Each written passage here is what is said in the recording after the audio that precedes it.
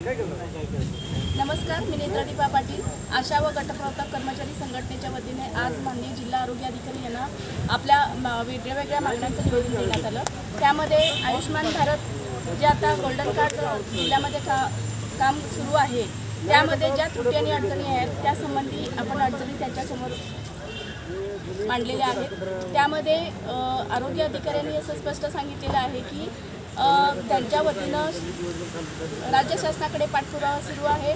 Login आयडीचे अधिकार जर जिल्हा आरोग्य अधिकारी यांच्याकडे आले तर ते ज्या आशांचे लॉगिन आयडी आता सध्या उपलब्ध नाही आहेत, झालेली नाही आहेत, त्यांना जे बेनिफिशरीवरून काम करत आहेत, बेनिफिशरीवरून काम केल्यानंतर कोणत्याही प्रकारचा लाभ आशांना मिळणार नाही आहे। त्यामुळे लॉगिन आयडी आल्यानंतर आशांना त्याच्यामधून काम केल्यानंतर त्याचं मानधन देण्यात येईल असं सांगण्यात आलेलं आहे। त्या व्यतिरिक्त त्याच्यामध्ये ज्या काही अडचणी आहेत, मयत, विवाहित, स्थलांतरित जे काही अपडेशन आहे ते सर्वांनी योग्य प्रकारे हे करून ते अपडेशन करून घेण्याचं काम यादीसुद्धा कलेक्टर ऑफिसकडं देण्यात येईल असं आपल्याला सांगण्यात आलेलं आहे।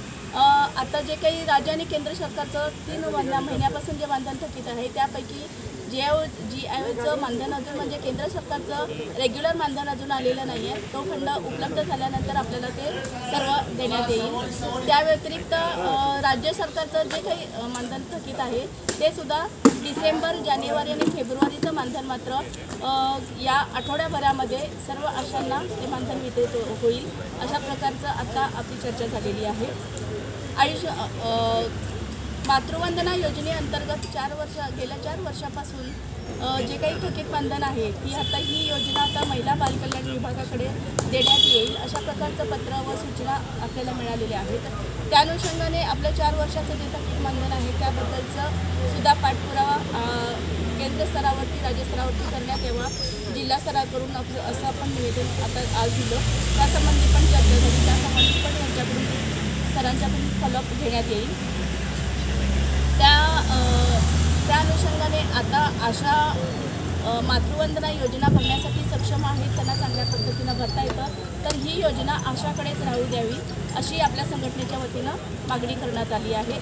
त्या व्यतिरिक्त आपल्या ज्या काही अडचणी आणि प्रश्न आहेत ते सुद्धा आपण इथं जिल्हा आरोग्य अधिकारी यांच्यासोबत चर्चा केलेली आहे।